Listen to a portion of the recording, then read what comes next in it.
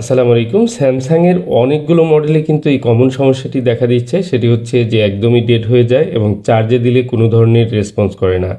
চার্জারে কোনো লোডিংই টানে না, একদম 0 থাকে। তো এখানে ডিজিট বেশি থাকার কারণে আমি কিছুটা পালস পেয়েছি। তো যাই হোক, এই ফোনটির সমস্যা হচ্ছে সিপিইউ থেকে এবং সিপিইউটি রিভলভ করলে এই ধরনের সমস্যা কিন্তু সমাধান হয়। তো চলুন প্র্যাকটিক্যালি আজকে এই ফোনটিতেও দেখব যে এই সমস্যাটি সমাধান হয় কিনা। তো এ ধরনের সমস্যাগুলো স্যামসাং A11, A02s, M02s এ ধরনের অনেকগুলো মডেল রয়েছে যেগুলোতে এই কোয়ালকমের প্রসেসরটি ব্যবহার করা হয়েছে। আর এই প্রসেসর থাকা ফোনগুলোতে যদি এ ধরনের একদমই ডেড হয়ে যায় এবং রেসপন্স থাকে না এবং ফোনটি ফ্রেশ কন্ডিশনে থাকে, তাহলে ধরে নেওয়া যায় যে এটি প্রসেসর থেকে প্রবলেমটি কিন্তু হতে পারে। তারপরেও আমরা কিন্তু একটি প্রসেসরে কাজ করার আগে অনেক সময় পাওয়ার সেকশনটি চেক করে থাকি। চেক করে সেখানে কোনো ধরনের শর্ট রয়েছে কি না, যেহেতু ননসেন্স থাকলে এই ধরনের ফোনগুলোতে কিন্তু আমরা বিভিন্নভাবে চেক করি।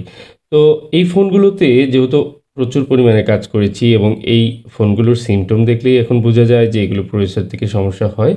তো এই প্রসেসরটি রিবোলিং করে ম্যাক্সিমাম ফোন 99% ফোন কিন্তু ফিক্স হয়ে যায় এ ধরনের সমস্যা থাকলে। তো সমস্যা এবং যে ফোনের কন্ডিশন, এগুলোর উপরে নির্ভর করে আমাদের কিন্তু অনেকগুলো কাজ অনেক সময় আমরা করে থাকি। তো এই ভিডিওর মাধ্যমে আপনাদের সাথে এই বিষয়টি শেয়ার করার চেষ্টা করছি যেন আপনারা এই ধরনের ফোনগুলোতে এই সমস্যা পেলে সহজে সেটি সমাধান করতে পারেন। আর স্যামসাং সহ বিভিন্ন ধরনের ফোনগুলোতে যে প্রসেসর ইস্যুগুলো হয়, এগুলো নিয়ে যেহেতু আমি দীর্ঘদিন যাবৎ কাজ করছি, সেহেতু প্রসেসর রিলেটেড অনেক ভিডিও কিন্তু আমার এই চ্যানেলে দেওয়া রয়েছে। আপনারা চাইলে চ্যানেলটি ঘুরে আসতে পারেন এবং কি চ্যানেলটি সাবস্ক্রাইব করে রাখতে পারেন। তো আমি অলরেডি সিপিইউ রিভলভ করে এখন ইনস্টল করতে যাচ্ছি। আর এ ধরনের কোয়ালকম ছাড়াও কিন্তু মিডিয়াটেকের প্রসেসরগুলোতেও এ ধরনের প্রবলেম হতে পারে। মিডিয়াটেক প্রসেসরগুলোতে কমন কিছু প্রসেসর রয়েছে, যেমন স্যামসাংয়েরই A03s মডেলটি রয়েছে। এই ফোনটিতে এত পরিমাণে সমস্যা হয়েছে যেগুলো একেবারে বলার বাহিরে।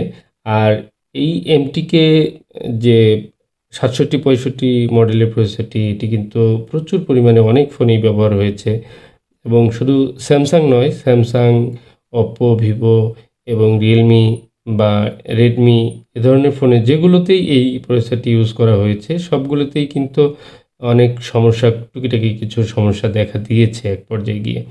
তো এই সমস্যাগুলো আসলে প্রসেসর বেজে হয়।